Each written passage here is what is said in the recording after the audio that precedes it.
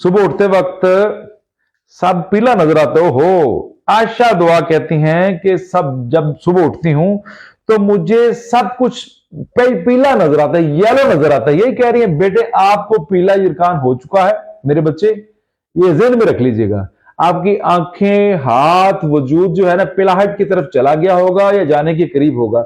अगर आपको सब कुछ बेटे पीला नजर आता है तो मैं आपको एक मशवरा दूंगा, जरशक, ज़रिश्क भी कहते हैं, जरशक भी कहते हैं, पंसारी से तलब करें और सुबह शाम एक एक चम्मच जो है वो ऐसा होगा जैसे शतूत होते हैं या सौगी से बिल्कुल छोटा होगा।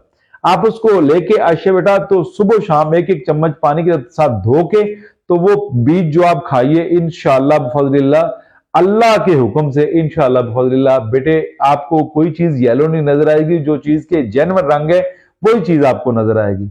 और जो आप किसी को पीला रंग नजर आता है, पिलाहट नजर आती है, चीज का कलर पीला नहीं होता लेकिन आपको फील होता है, तो बेटे ये पीले यरकान की अलामत है और ये जिगर का फॉल्ट है। जिगर में गर्मी बहुत ज्यादा हो गई है। कोशिश करिए मेरे बच्चे ज्यादा ठंडी चीजें नहीं, लेकिन आप जो खुश्क चीजें हैं उनका इंतखाब जो है ना बंद कर दीजिए, आपके लिए फायदा होगा।